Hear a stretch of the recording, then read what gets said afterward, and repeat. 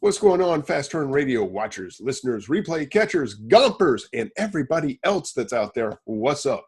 Got my camera a little askew. I should have fixed that before we actually went live. I just realized it as I started talking. Hope everybody is doing well tonight. We are going to cover a topic that's near and dear to my heart, which is loans and credit cards. So that's the main topic. We had a request to talk about repricers, so we're going to talk about repricers a little bit. There are some very strong opinionated people in the chat room. I know John Chartier is one of them, and of course Mindy. And Mindy, I should have asked you when we were standing together. Oh my God, I can't believe I didn't ask you how in the world you pronounce your last name. But anyway, we all know Mindy, I think. And Harvey Specter is going to join us tonight. So always draws a big crowd. So Harvey, I appreciate you being here. Lip shits. There you go. That's an interesting way to just spell it out phonetically. I don't even know if that's right or not, but whatever. We're going to have some fun tonight. All right, Harvey, I do not see you right now. I can see camera. All right. So click on your camera button. See if that brings you on. Hopefully it will. All right. So sorry, we're just trying to work out some of the technical stuff. So as soon as you can, come on there. Ellen's muted her phone. Cool. I didn't think she really wanted us hearing her conversation in the background. So Harvey, all you got to do is click the little camera icon. You should be able to come on. So as soon as you come on, we'll start the conversation. And if you have any issues, let me know. Oh, he is there. You can see him. Okay, why can't I see him? Let me try this. Thank you for letting me know, Travis. Let's unmute you. Go ahead and say something, Harvey. And then you might pop up on my screen. Hey. There you are. See, that's what happens. Okay. Because I do like the one-on-one view, not the gallery. So I don't, because otherwise the replay looks awful. We look like the Brady Bunch because it'll have like 50 or 80 people or whatever in like these tiny squares. So that's what the problem was. You just had to talk and then you become like the forefront. All right, let's close down a little bit of this stuff. So what's up, man? You doing all right?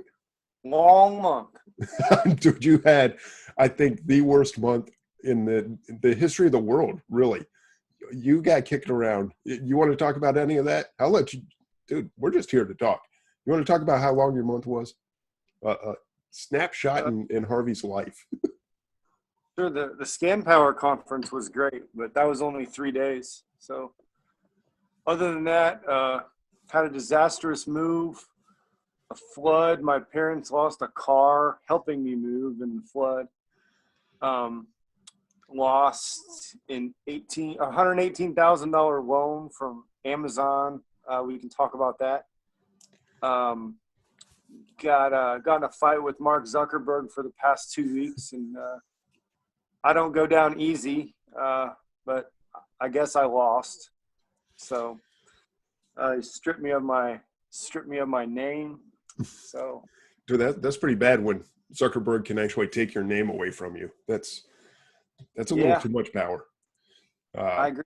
You could take all your pictures. You could take everything. Like a lot of people use it as like almost like a Dropbox for their pictures, especially ones you can upload on your phone. I know I still have that from like my personal account that I haven't even used in 3 years. I don't even know if it exists, but there's pictures on there I was always planning on getting someday. But who knows now? But, dude, that stinks. Talk about something. Let's talk about something everybody wants to talk about.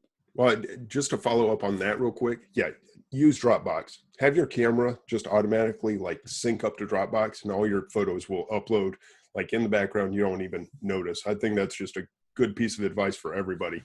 So, yeah, just in case Zuckerberg comes after you and decides to just strip you of your life. But yeah, we'll let that go. Let's talk about this loan. Let's jump right into it. Okay, we'll get into whether or not you should get a loan after, but how in the world did you get offered a $118,000 loan? So if you had them in the past, did you build up to that, or was it the first time you were offered a loan? And then how in the world did you lose it? So tell us the story. Sure. It was the first time I'd been offered a loan. So I've never had a loan from Amazon. Okay. Quite a few of the people I network with have had them. Most seem to have gotten the offers in the last 30 to 180 days. So it seems like a program they're kind of ramping up.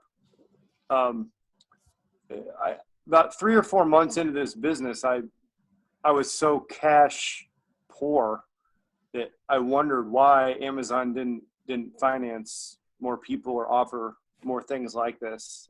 Just because it's a win-win for them, because they make interest, they hold the loan with collateral, and they're basically pulling 22% of your gross on average when you count their 15% and then FBA fees. So in my opinion, for them, it's a win-win-win.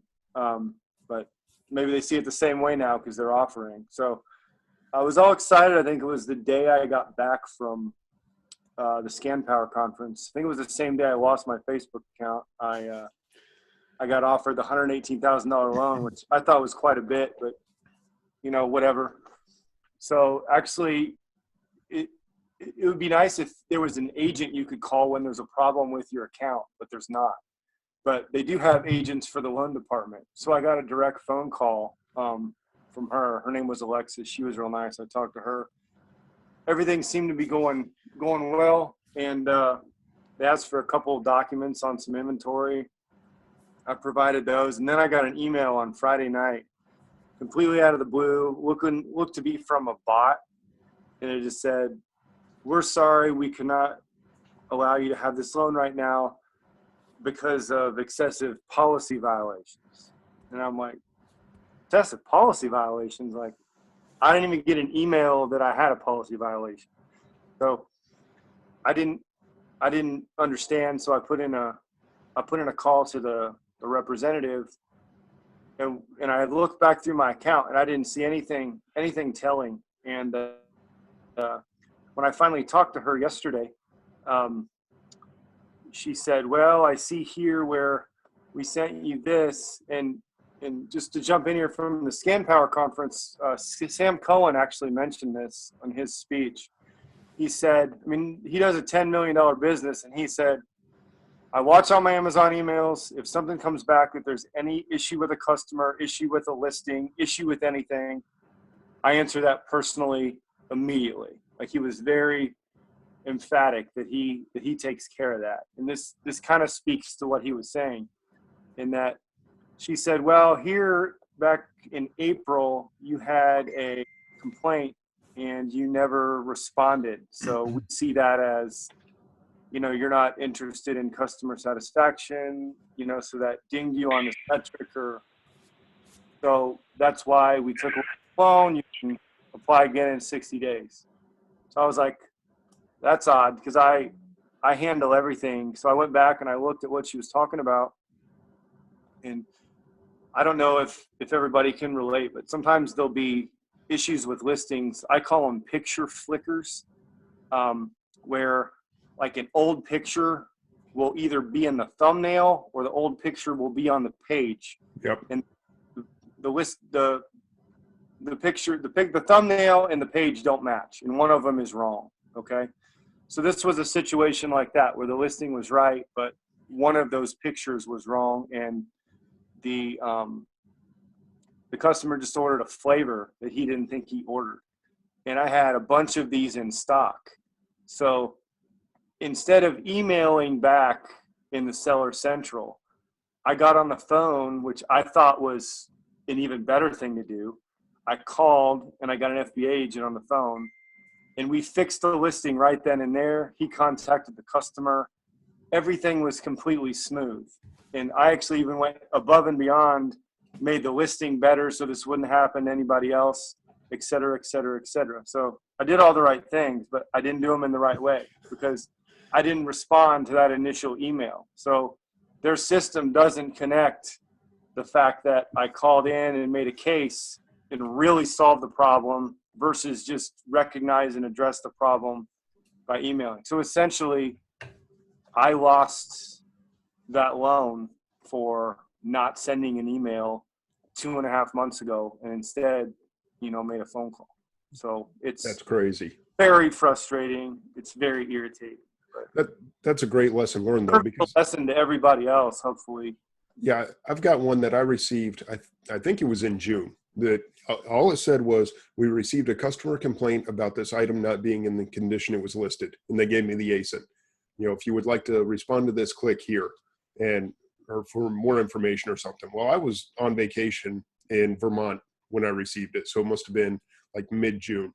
And I've been telling myself since I saw that, yeah, I need to get back to that. I need to get back to it because, I need to figure it out. That's kind of motivation. I don't know if it's too late now, but yeah, I haven't responded to that in almost, a month and a half now, which is totally my fault. Not that I plan on getting a loan anytime soon, but that's me not taking care of my business the way that I should. That's a loose end because I never got a negative feedback, no negative review. I mean, there's nothing. I didn't get a message from the customer, anything. All I got was this email from Amazon. So I'm not really sure what happened with it, and I just haven't taken the time to follow up. And that's that is not a good way to run your business. So good lesson learned, good advice, and appreciate you sharing that. So let's get into the fun part of this for a second. So $118,000 loan. You obviously have a huge amount in inventory. We all know that you've done over 100,000 in a month. I'm kind of curious, what were your terms on that? Like interest rate? What was it going to take to repay an $118,000 loan? I assume it was 6 months also, right? It was 6 months. The terms were really good. It was 6.9 annual interest. So, I mean, that's relatively halved, I guess, in 6 months. The payments were, I think it was like $20,000 a month. So, I mean, the only problem with it is, based on my business model right now, it's probably too much, because with a short-term loan like that, you need to spend it as quickly as possible to make it work for you. So, I mean, the first probably 2 payments I would make would be probably money I wouldn't even be able to spend in 2 months. I mean, I can spend that much, but that's a lot of work spending 118 OA and RA. I'm working on my wholesale channels and things like that, but they're not in place yet to that kind of volume. Yeah, and I want to touch on this, and we can get into credit cards and anything else. I'm more than happy to discuss it. But loans specifically, to me, they carry risk the same as credit cards do, but it's actually quite different. They're both debt, they're both borrowing, but when you take a loan, that's money that has to be used, sold, make money on top of whatever you would have, So what I'm trying to say is, when you take out a loan, that does have to be repaid in a very short time. $118,000 taken out, you have to find inventory almost immediately that is going to sell quick enough to pay that back, because it's all true debt. Okay, now some people will run credit cards where they say, I keep the money in the bank, but I use the credit card just for rewards. Now, most people do not have, so they spend it on the credit card, $20,000, but they have $20,000 in the bank. They're just using the credit card to get the points and the rewards and all that kind of stuff. I don't like that personally, but I understand that method of borrowing. Okay, so I have the money in cash. I'm just using the card to get the rewards. A loan is much different. Most people do not have $118,000 in cash just sitting there. So if you actually spend that and you go wrong, that money's just gone, or it's wrapped up in inventory that you have to sell quick enough to get that money back. To me, that's a huge risk that you're taking on. So when you're looking at taking let's just round it up to $120,000 loan out, what is your plan for that? Is it to just kind of take $40,000 or $60,000 to pay it back over a couple of months and let some of that inventory sell through, or did you have a plan? That is a ton to try to sell, period. As long as I could find the same quality of inventory that I'm buying now on a bigger scale, I mean, it would just be it would just be doing my business on a bigger scale to me. So, I mean, maybe I'm not as concerned as I should be. But I guess my thing with debt in this business is that, I mean, for example, if you go on the Shark Tank, right? Who are they most likely to give money to?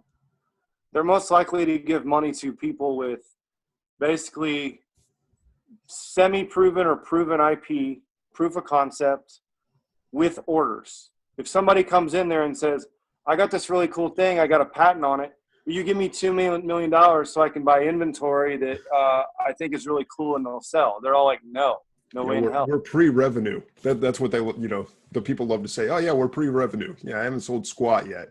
But if they say, yeah, I need $500,000 to finance all these purchase orders, they'll give them the money in a second. So, I mean, I've proven my proof of concept of my inventory here. So, I mean, I'm not going to take any risks I wouldn't normally take with my inventory, and the inventory I choose and I find is successful. So that's my proof of concept. So I really don't have the money is in inventory I know is going to sell. Now, is there exceptions? Yeah, but that would be just failing on a bigger scale than I would fail now. So, I mean, I bet on myself now pretty big, and it's gone pretty well. So if I can grow my business, I mean, Amazon uses debt every day.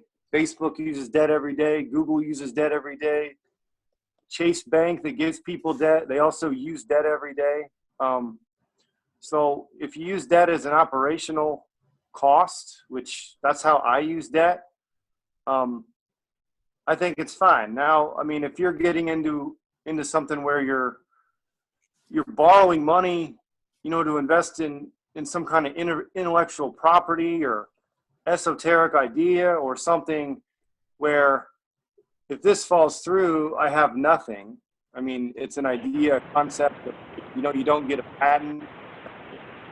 I find that to be risky. I find, buying $50,000 in inventory of the same quality that I'm currently selling to be really that risky. I mean, the worst thing that can happen, my account gets suspended. So hopefully I get the money 3 months later, at worst, or I die.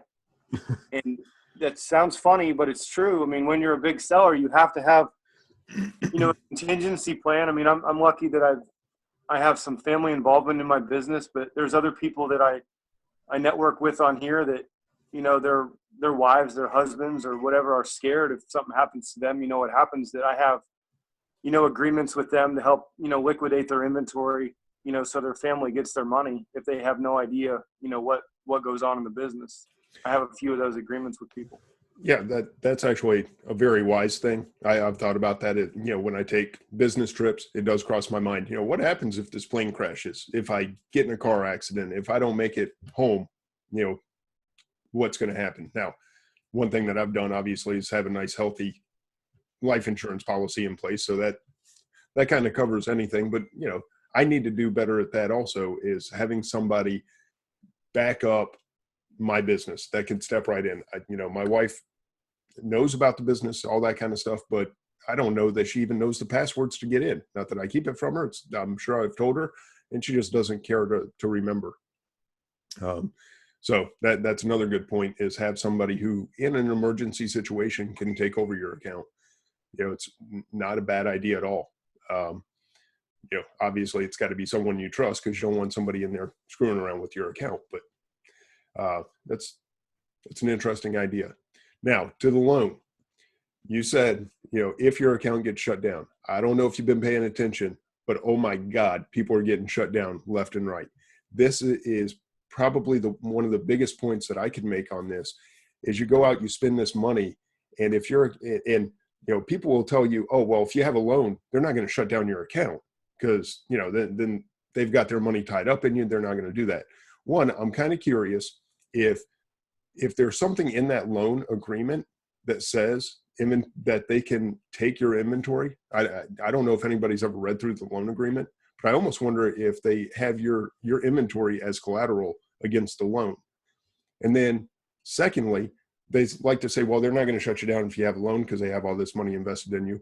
Right. Like there is any way that one part of Amazon has any clue what the other part of Amazon does. We see it every day where the right hand doesn't know what the left hand's doing. So I don't believe for a second that they will not shut you down just because you have a loan. You screw up, they'll shut down your account. You may be able to put that in your appeal process or something. But that to me is enough that there is no way. Well, I'm not going to do it anyway. Let me, you know that. Most everybody listening to this knows I'm not taking on debt because I figured out for me in my life, I like not having debt. Debt is equal to risk, and that's risk that I don't have to take, so I don't. But you know, if you did lose your account and you've got, say, you add another 120,000, obviously you've got at least that much there now. So you've got $250,000 wrapped up in Amazon inventory, and you lose your account. That's pretty devastating. You know, that's your life just got screwed up in a whole lot of ways. That's how I take it. To me, it's not worth it. I don't see the upside anywhere near enough to put my life at risk that way. My financial life, I guess. So I agree with that, but I guess my counter to that would be if I don't take a loan from them and they shut down my account tomorrow, I am screwed just as bad. Yeah, but you don't have that extra 120,000 hanging over your head.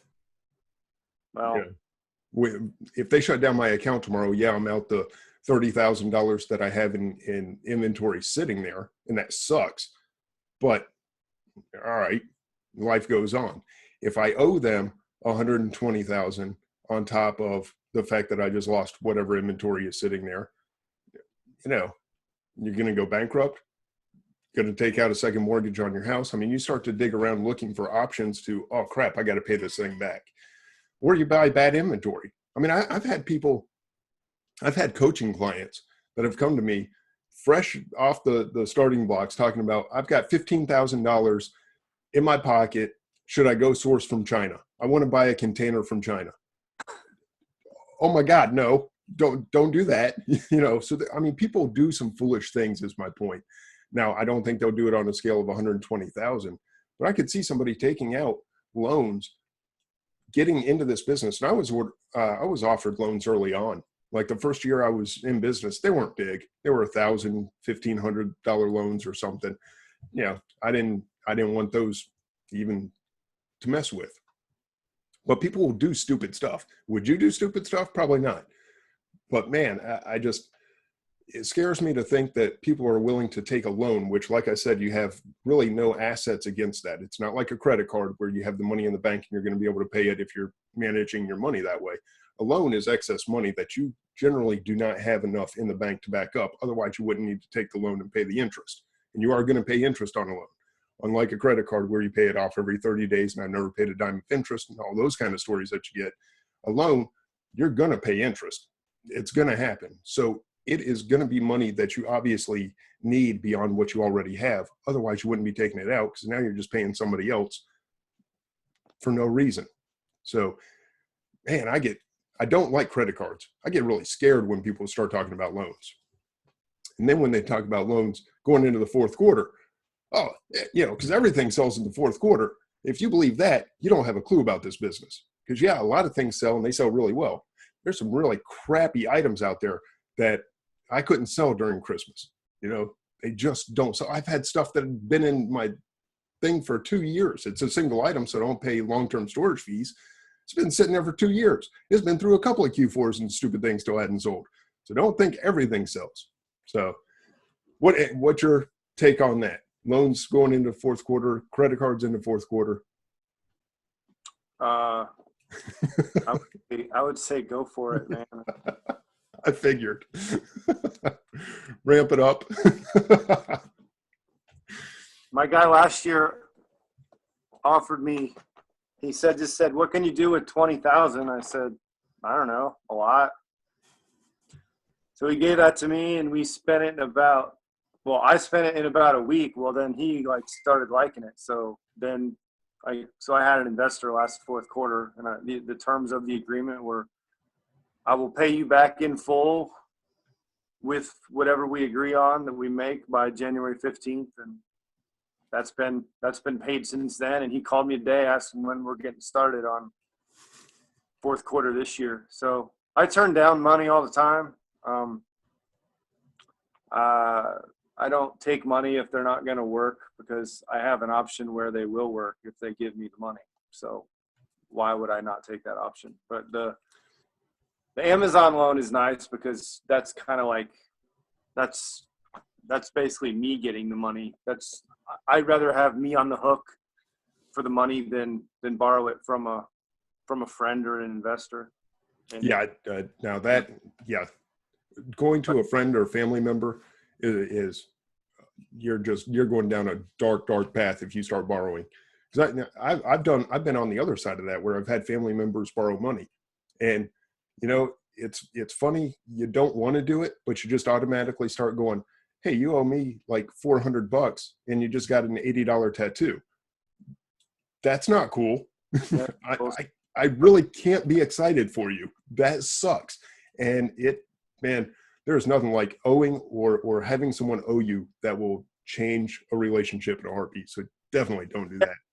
My advice, if someone wants to do that, would be, bring somebody in as a short-term partner. Don't give away part of your business. I mean, this isn't an equity stake type of business. So definitely don't do that. And you don't need to bring them in long-term. If it's for fourth quarter, bring them in as a short-term partner, make them work, make them help you source things like that. I mean, that's what worked for me last year. Okay.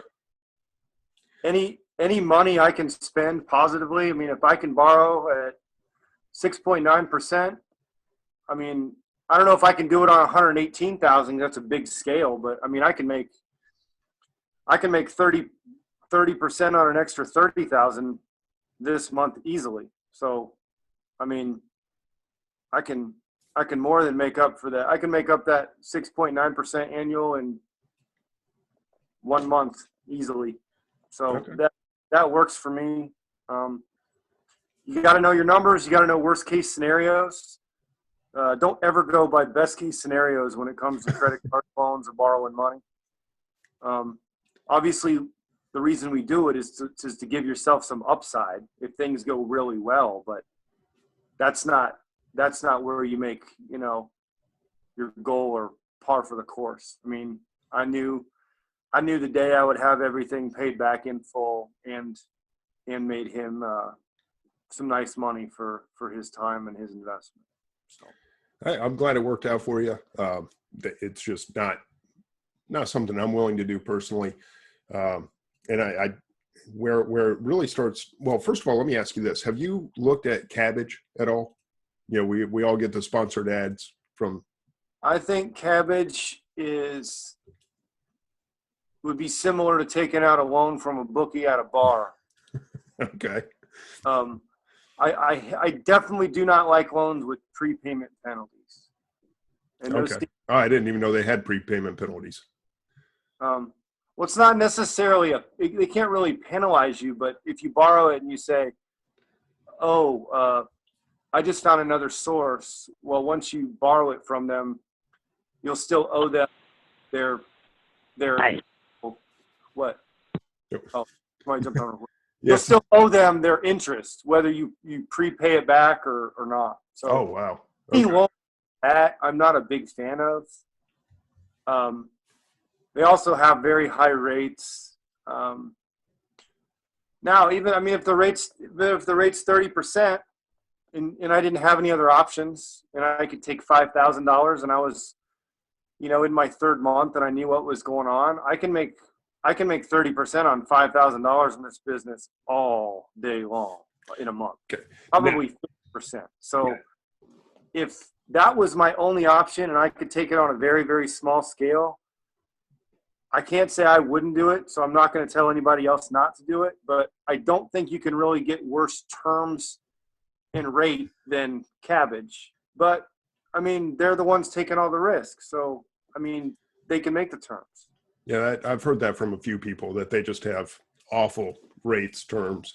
I didn't know about the inability to pay it off early to save yourself the interest, but yeah, that sucks. And what you're going to start, what I think the conversations we'll start seeing, because we're in almost August now, we're at the end of July. As we go into August, definitely September, people are going to say, well, I only have, and these are going to be the small sellers, just like I was a couple of years ago when I started with a whole $1,500. Had no clue what I was doing, trying to find my way in this business. You're going to have those sellers that have $1,500, $2,000 that are getting offered loans, or they're looking at cabbage, and they say, well, should I borrow $5,000 and just go for it because I hear Q4 is great and I don't want to miss out. Now, I assume that you, from what you've said, would tell them jump all over it. That you got $2,000, go take a $5,000 loan and boost your Q4. There's no way that I could tell somebody that. And if I'm wrong, correct me. I would not tell somebody to do that for Q4. If you're just starting and you can use a $5,000 loan, do not buy anything that you're holding for Black Friday or Cyber Monday or anything.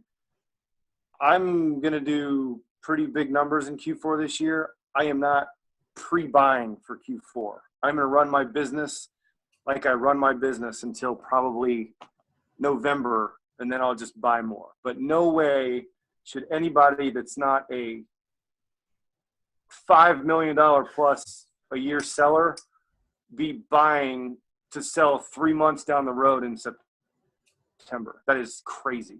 Okay. You can turn that money 6 times by then, especially when you're first starting out. There's so much stuff when you're first starting out that's cheap with high ORI, high ROI, and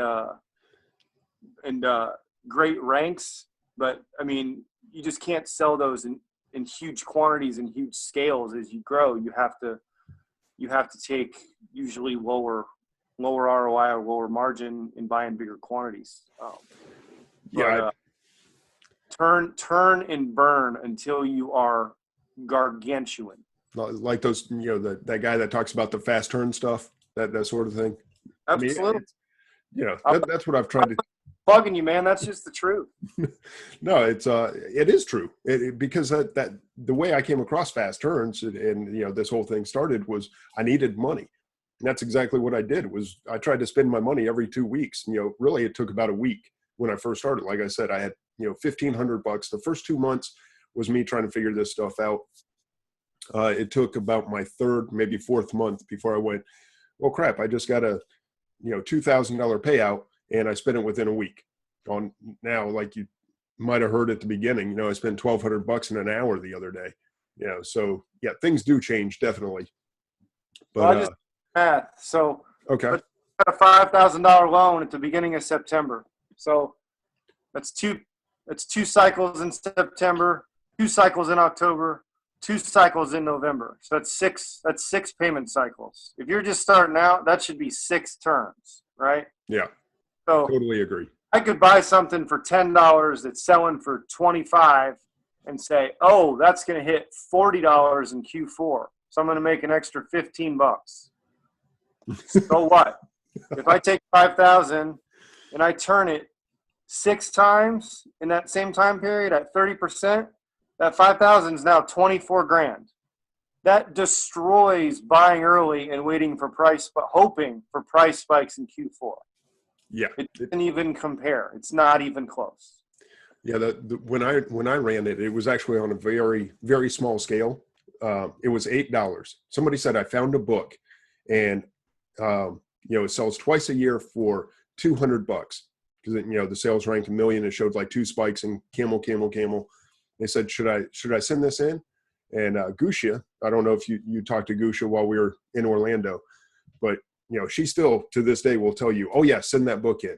I said, no, you don't send that book in. I said, look, Amazon will give you $8, trade in. Just trade it in and take the $8. And, so the premise was I can trade this for $8 or I can sell it in 6 months for $200. Which one would you do? Well, that $8 reinvested at a 50% ROI over the course of the 6 months, every 2 weeks, came out to $1,034. I was like, you do that. You go get the $8 and you go buy $8 worth of product. And 2 weeks later, you buy $16 or $12, worth of products, and on and on and on. The math tells you reinvest that money over and over. Now, whether or not you borrow the money, we can talk about that. But there is no disputing the fact that that money is going to grow faster versus that I'm going to buy it now and like you said, make $15 3 months from now. That's going back. Hang on, let me mute and bring. Oh, it's gone. Okay. Going back to my example, like if you borrowed the $5,000 to quote on invest for Q4, then you're paying interest on that for 3 or 4 months. If you do it my way, like the fast turn way we were just talking about, you never pay interest. You just pay it off and you use if it's a credit card instead of a loan. I mean, you just keep paying it off. You never even pay interest. So the whole buy and hold for Q4, I actually am going to do way that this year than I did last year. Last year, I was in a different situation. I had a job, so I was just going to buy and reinvest and then kind of harvest in Q4. Whereas this year, this is how I support my family. So I need cash flow and profits every single month. So my base of products is different. My pricing's different. My everything's different. So. And you're still buying mostly RA, right?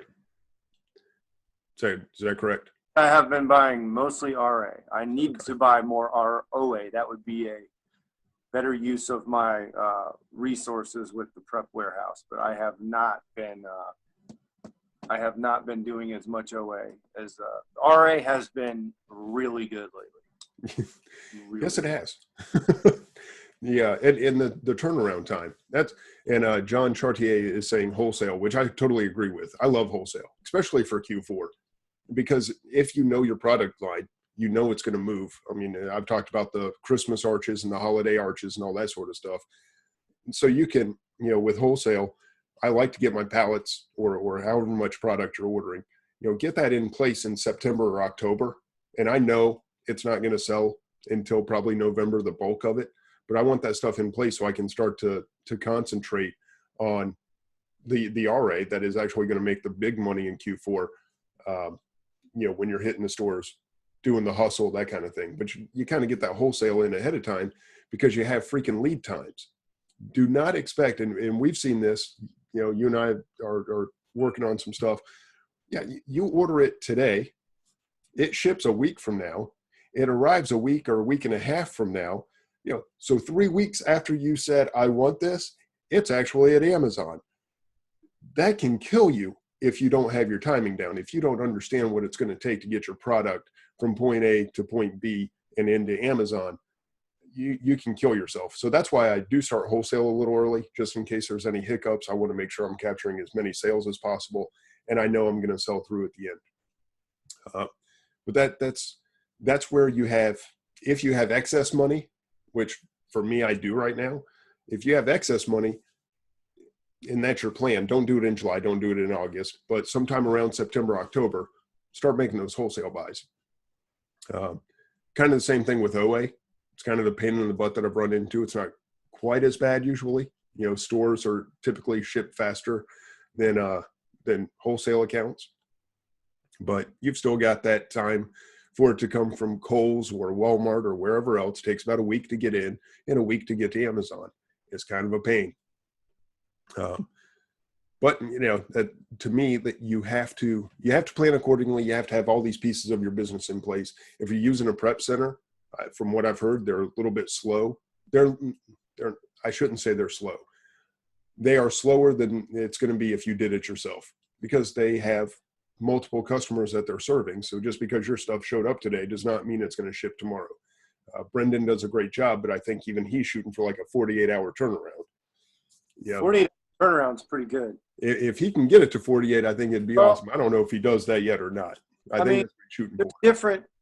There's different ways of looking at that though. Like CVG warehouse, Hebron, Kentucky. It used to be fast as hell. Right now, they're like 8 or 9 days to unpack my stuff. That's 50 minutes from my house. So that used to be a huge competitive advantage. Now it is a huge disadvantage. The stuff Brendan ships goes to Pennsylvania, that checks in a day. So even if he's over 48 hours, he's still beating me in. So there's a lot of different things that my biggest thing in fourth quarter, I said last year, the advice I had to give was like, pay attention, be adaptable, know what's going on. Things change very, very quickly. So definitely stuff like that. No.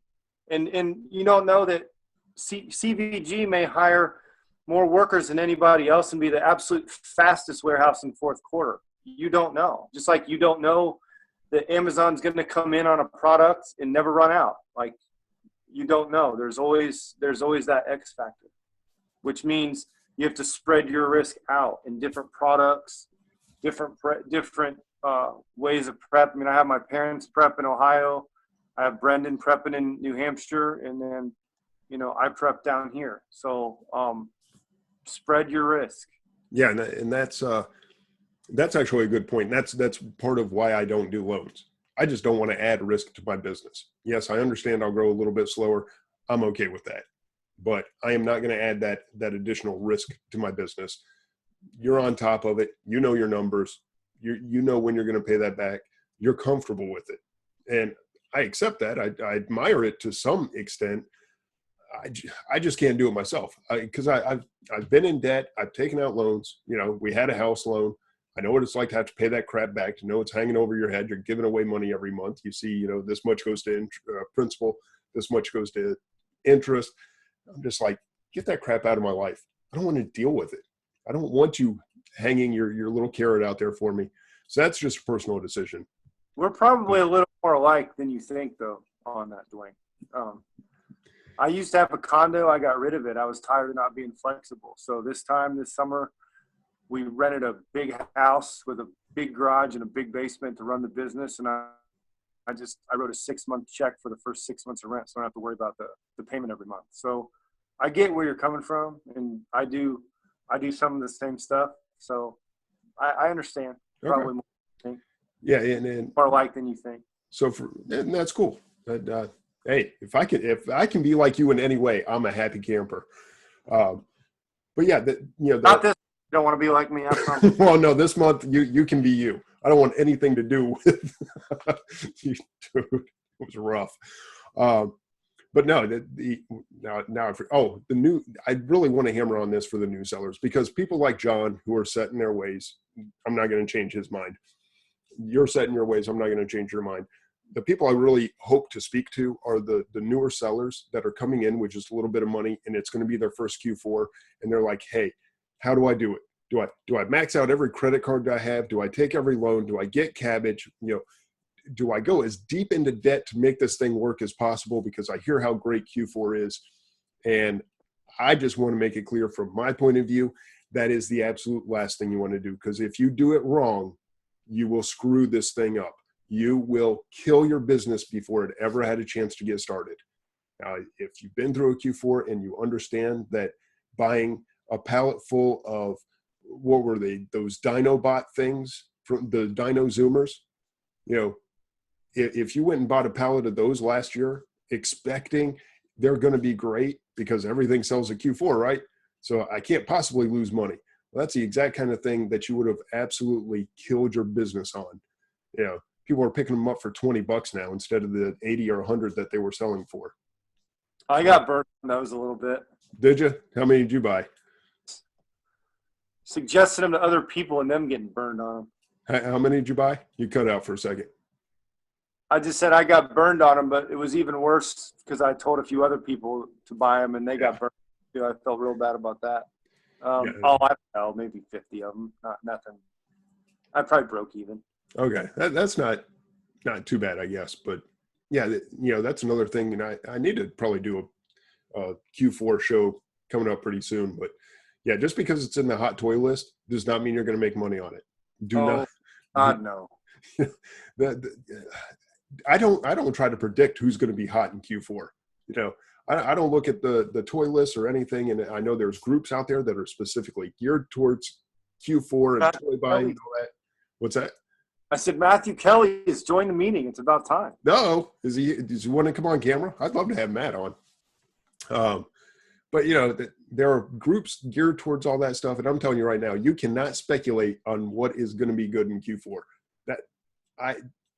No way. As far as like the hot toy, the hot item that you're going to be able to go into Walmart, buy 20 of, and turn around and just blow it out the door. No. Now there are traditional things. If you're buying Christmas lights, you're going to do really well. Not off the shelf if you get them at a wholesale price, because freaking Christmas lights sell year after year and there's no expiration dates and they're not the hot item of the month. But do not go blow a bunch of money, and don't borrow. God forbid you borrow money to go buy what's going to be the hot toy that you're going to make money on, because it's not going to happen. Now, people are saying Frozen, Zuzu pets. Yeah. Paw Patrol. Paw Patrol's getting kind of beat up right now. If you were deep in Paw Patrol, you're getting it kind of handed to you. So, and Eric says, well, he said you can speculate, but you might be wrong. Furbies. There you go. Lots of examples. So that is definitely my biggest piece of advice is if you are new, don't speculate. Darn sure don't borrow money to go speculate with. All right. Any last comments on that? And then what are you laughing at? No, don't borrow money to speculate. That's good advice.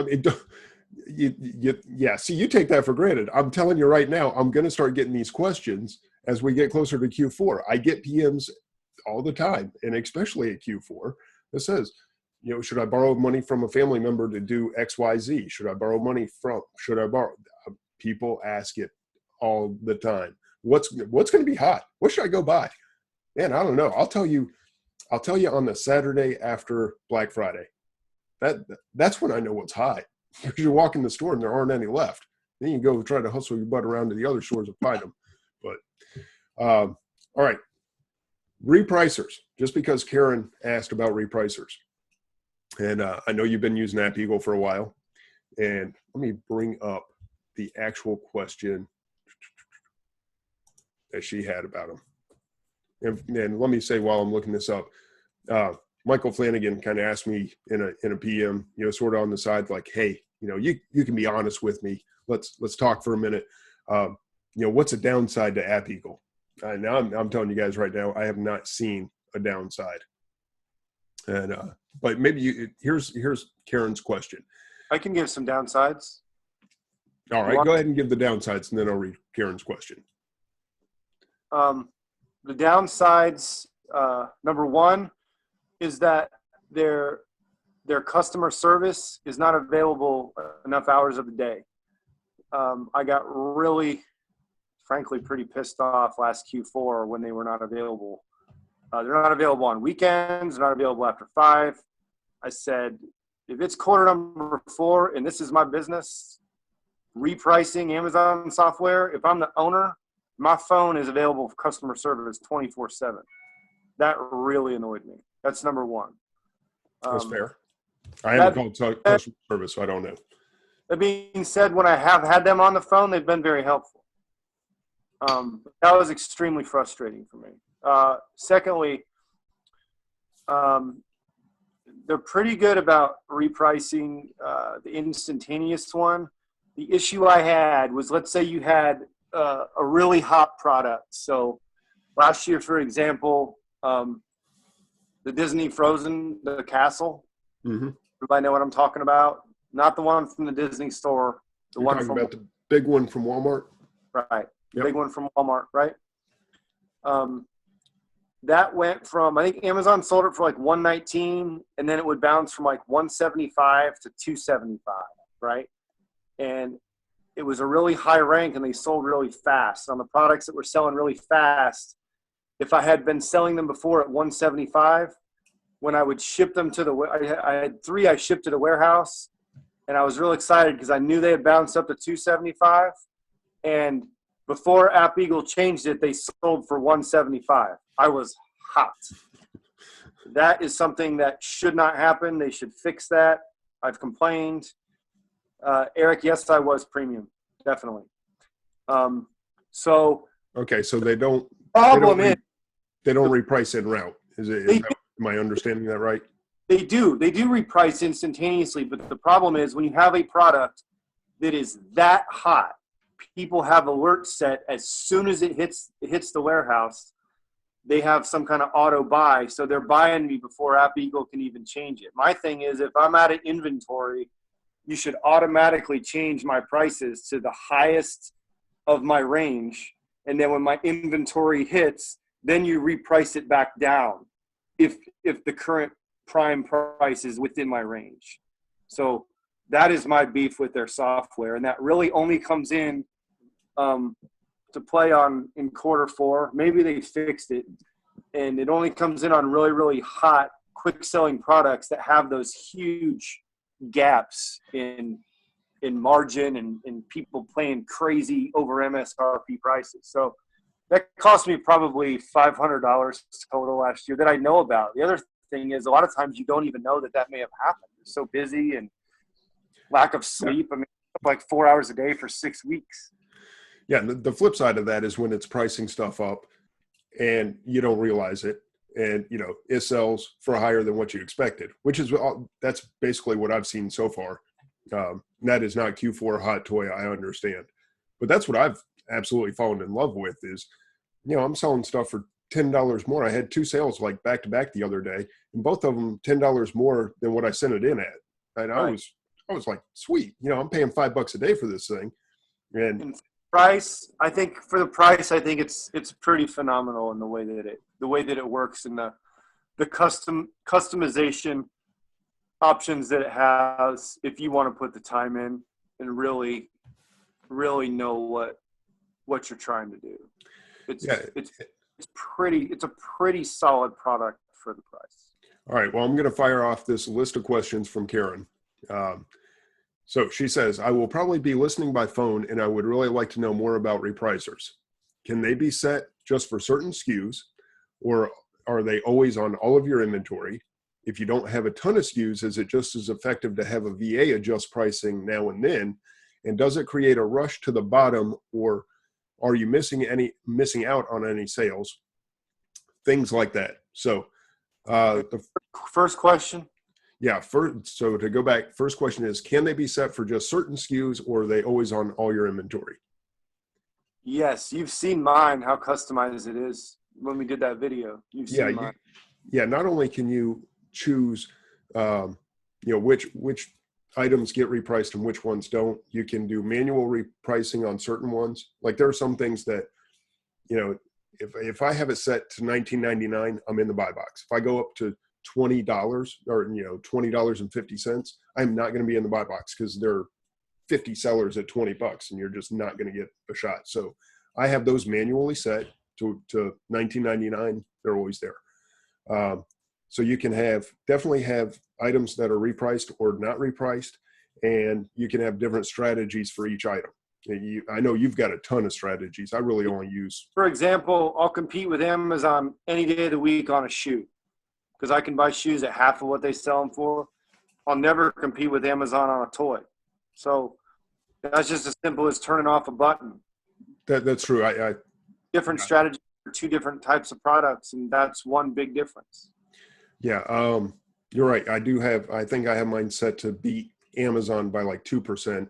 And normally I have not matched the buy box. Leron asked, why don't you set match lowest FBA?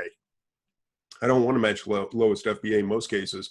I like being a little bit above the lowest, so that if they're set to beat somebody by 2% or whatever, I don't want this like chain effect where our repricers just start battling. So I like to be 1% above the buy box. That's where I have the majority of my stuff set. If I'm going up against Amazon, I set it for 2% below, and I steal sales. It's not like I'm getting a lot, but I'm always a little bit lower than Amazon. I've got the margins. I'm happy with it. Just a little side note. I played with Amazon the other day. We were on the same listing at $35, and I paid $11 for the item. So I was like, I got margin. Let's play. So I lowered it down to 30, 25. Finally, and this was like a few bucks at a time. But anyway, I get to $23. I'm like, I think we're good here. Even if I get some of the sales at 23, I'm still making money because I paid 10. That's about as low as, or 11. That's about as low as I want to go. Amazon sold out of their stock. Sure enough, I see a sale come through. at Beagle had shot me back up to $32, which is what I had my max set at. I don't know why I had it at 32 instead of 35. But, you know, I drove them down, let them sell out. At Beagle took care of the price back up, and that was one of my $10 sales higher than what I had it at. So I was extremely happy with that. And it's fun to play with Amazon. Boy, they will run into the ground with like just zero profit, man. They can be rough. All right. So let's see. If you don't have a ton of SKUs, is it just as effective to have a VA adjust your pricing now and then? And does it create the rush to the bottom? First of all, I don't know what a ton of SKUs is. That's a relative term. It definitely is. I have 150. Not even. 150, you should be doing it yourself. No, I don't have time to do it myself. 150? Yeah. I was not repricing. I think I was going weeks without repricing just because I was doing other crap. And then that's when I was like, you know, would I, and to part of her question, would you be better off paying a VA? Okay, phrase my answer. I would do it myself before I would hire a VA. VA would last. I would hire App Eagle, or I would do it myself. I would not hire a VA. Exactly. To me, hiring App Eagle is my VA. Right. That's what I did. I outsourced it. Would I pay a person $120 if you have the Scanner Monkey discount, $120 a month, or if you don't, $150 a month? Heck yeah, I would, because I knew I was losing money by not doing it myself. And I'm not going to do it every 15 minutes. Now they say it's, you know, instantaneous. It's about every 15 to 19 minutes or something, but crap, it's sure as heck a lot more than I'm going to do it on my own. You know, there's no doubt. So no, I'm not paying a VA to do it every now and then. And a VA is not going to do it every 15 minutes. They're not even going to be able to go through access to change my prices. I don't know about that. What's that? I don't know if I'd feel good giving a VA my keys to my pricing kingdom. There's that too. That's a good point. How has it? I mean, if they get hacked, we could all sell out for a penny a day, and this could be years. I don't know. You know, anything can happen. That's true. Possible. So yeah, that's kind of my take on it. I haven't seen much of a downside. Actually, I haven't seen a downside. I do wonder why they don't reprice during the shipment. It would be nice if something would trigger that, hey, it's inbound. I know it's not in stock, but it's inbound. Go do something with it, you know? Because I did lose a little bit of money on stuff, now that you mention it, where I could have made more. Now, again, I don't consider it losing money because my butt wasn't going to reprice anyway, and it just sold for what I sent it in at. But then when I kind of checked the listing after it sold, yeah, the next guy was a few bucks higher. No wonder mine sold the minute it hit the warehouse. You know, that kind of sucks. But I wasn't going to catch that anyway. If App Eagle can do that, awesome. But I'm not going to hold it against them because it's kind of on me. I've been pleased with them. More pleased than I thought I would be. Yeah. So I'm a big advocate for App Eagle. I have not tried Reprice It. I haven't tried FeedVisor, or I don't know, whatever others are out there. You know, I tried using Scam Power. I didn't quite understand it. It didn't do what I needed it to. So that's the only other repricer I've ever messed with at all. So I'm happy with App Eagle, and that's $120 that, as far as I'm concerned, I'm paying somebody to do something I don't have time to do. Right. All right. So it is now 9 o'clock. So we're right up against the hour. Any last thoughts, parting words, any notes you want to send out to Zuckerberg or anybody? Not that he watches the show. I can't even start a social media campaign because I couldn't use my social media. Well, it's good to have you back on social media. It's good to have you back on Facebook, man. I don't know how active you're going to be and where and all that kind of stuff, but Harvey, we missed you, dude. So glad you. Right after the conference, lost all that momentum, man. Yeah, yeah, it was like I finally met you in person. It's like the Harvey Specter, man. That's cool. You know, gonna actually know who I'm talking to now and all that kind of stuff. And poof, you were gone. You know, I get a text message every now and then. That was about it. All right. Michael Flanagan said there is a way to set up something like an RSS feed for any price changes but I would actually be surprised if they're doing that. I will definitely check out Reprice It and see if they are using that method. So I guess there's some crap that goes way beyond anything I know how to do. Yeah, that does me too. I flip some switches and go, yeah, take care of my inventory for me. So Michael's one of those, you know, programming I set up guys. like wireless network tonight, and I thought I was awesome. You were, man. I mean, you probably used like a web key and everything. Yeah. Yeah. All right, Harvey, appreciate you coming on, man. Good information as always. Good to be back, man. Good to be back. Yeah, good tips, good sound advice, whether you choose to, web key is so 2000, whatever. Yeah. No, whether you choose to take out loans, choose to use credit cards, whatever you guys do in your business, I think you've gotten some good advice. Know your numbers, know what you're going to do with the money. Don't take it if you're just going to wing it and hope it all works out. Personally, I would say do not take the money. It's added risk to your business for no good reason. That's just me. But it's my show, so I'm allowed to have that opinion. I'm allowed to have any opinion. It's just the way it is. Take the money. Take the money. Do not take the money. Tell him to take the money and go stick it in Harvey's wallet. There, you can do that. He'll take the money. I'll make it 30. There you go. How about I'll take the loan, send it to you. You go make me 30%. We'll split it. No, I don't want that either. Anyway, whatever you guys decide to do, just take the tips that you heard tonight. Take care of your account. Know your numbers.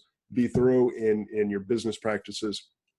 And just get a handle on all this stuff. We're going to have Anna Hill in a couple of weeks to help us with some of the bookkeeping stuff. I'll tell you right now, my books are a mess. So that'll play into it. So I want to talk more about knowing your numbers, having a handle on your business, as opposed to just kind of floating through, which I am very guilty of. I have terrible books, awful. So stay tuned for that. And I think it's going to be a couple of weeks. We'll have Anna on. And Harvey, thank you so much, man. Welcome back to Facebook. And we'll see you in the forums, man. Thanks, Duane. All right, everybody else, have a good night. Go make money. We'll see you next week. Fast Turn Radio, 8 p.m. Wednesdays.